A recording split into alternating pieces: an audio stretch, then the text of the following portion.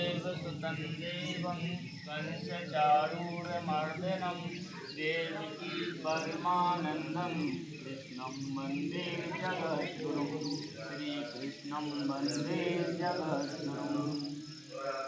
सर्वप्रथम आप सभी गुरु भक्तों कार्य के अपने आदत को त्याग कर अपने गांव की सुख शांति समृद्धि के लिए ब्रह्म मुहूर्त मूर्ति भगवान से प्रार्थना करने के लिए आए हैं। और आप सभी जीवन के हर क्षेत्र में आगे बढ़ें, सबका मान सम्मान बढ़े, यश कीर्ति बढ़े, सभी सुखी रहें, सभी निरोगी रहें। ये आज दीपावली और प्रभात फेरी का जो संगम है, इससे भगवान जन जन्मांतर के दुखों को दूर करते हैं। अब उसको अपने कर्म में लाने के लिए अभी तो हमने भगवान से प्रार्थना की है, अब इसके अनुसार चलना है तब ज़्यादा लाभ होगा। तो ये किसकी वाणी है? साक्षात भगवान राम की वाणी है, जो विभीषण जी को सुना रहे हैं। कब की बात है? जब रावण रथ पर और भगवान राम नीचे खड़े हैं और उनका युद्ध होने वाला है, तो विभीषण जी को शंका हुई। क्या हुई? कितना बड़ा वीर रावण रथ पर आया है और भगवान राम जी नीचे खड़े हैं, वो भी नंगे पैर, ये ऐसे कैसे देख पाएंगे? तब का उनका जो संवाद है उसको हम एक बार चौपाई में पढ़ते हैं और अर्थ के साथ सब निकाल लें। रावण रथी बिरथ रघुबीरा, देख विभीषण भयो अधीरा। अधिक प्रीत मन भाव संदेहा, मंदी चरण कह सहित स्नेहा।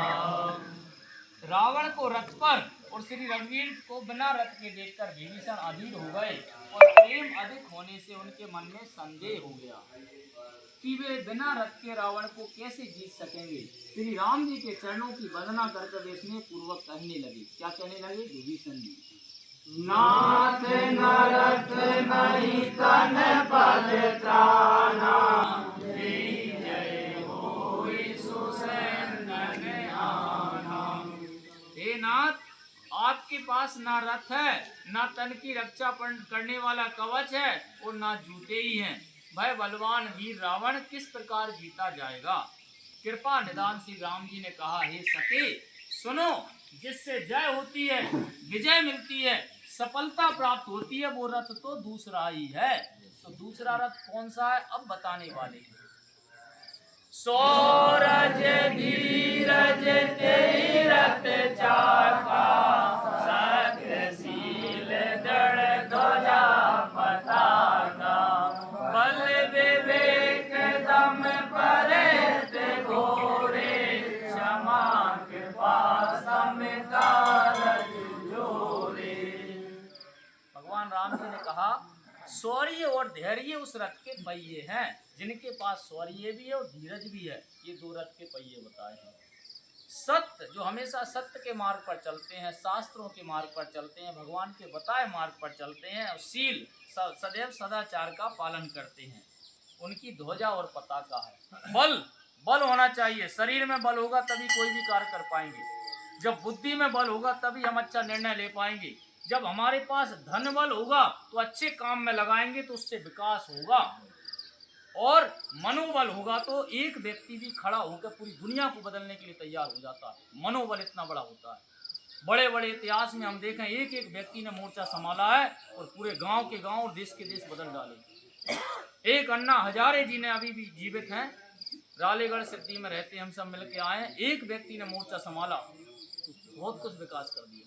ऐसे हम सब भी अपने गांव में रहे हैं और आज भगवान का नाम लेके संकल्प करें कि जितना जीवन है अच्छे काम में लगाएं, जिससे जिस जन्मभूमि में जन्म लिया है वो गांव का आदर्श विकास हो।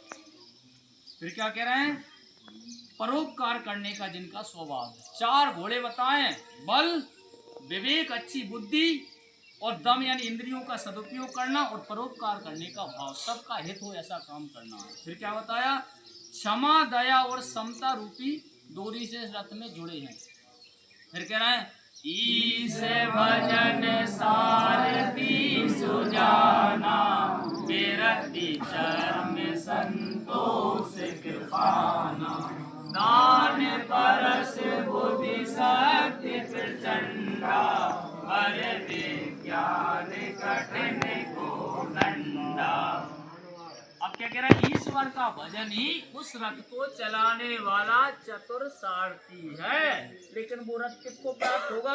जो निरंतर भगवान का नाम जप करेगा, रामचरितमानस को पढ़ेगा, गीता जी को पढ़ेगा और अपने आचरण में उतारेगा।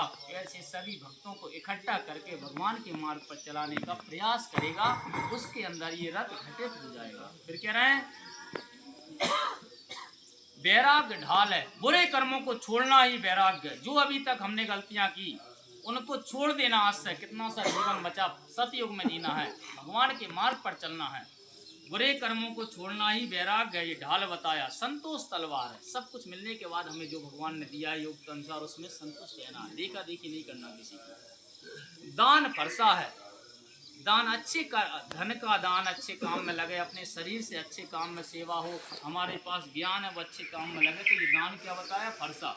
और बुद्धि प्रचंड शक्ति है, बुद्धि से ही बड़े से बड़ा विध्वंस कर सकते हैं लोग। आतंकवादी बुद्धि से तो काम करते हैं, और भगवान के भक्त संत जन अपनी बुद्धि से ही जन जन का उद्धार करते हैं। तो बुद्धि को अच्छे काम में लगाना। श्रेष्ठ विज्ञान कठिन धनुष।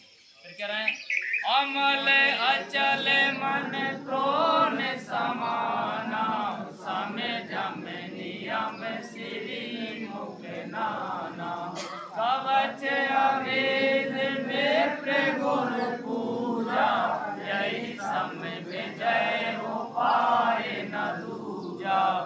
इसमें ना छपे, अपनी पूजा पढ़ना है। क्या कह रहा है? निर्मल पाप रहित मन तरकस के समान है, अचल स्थिर मन तरकस के समान है।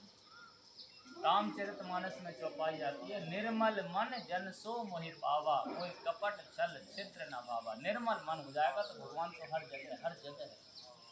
फिर कह रहे हैं सब मन का वश में होना, और अहिंसा आदि यम और शौच आदि नियम ही बहुत से बाण हैं। ब्राह्मण और गुरु का पूजन अवैध कवच है। ब्राह्मण कौन? जिसके अंदर शास्त्रों के अनुसार जो गुण होते हैं वो मिल रहा है, वो ब्राह्मण। जो सबको दिशा देने का कार्य करता वो ब्राह्मण है। जो सबको भगवान से जोड़ने का कार्य करता वो ब्राह्मण है। जो सबको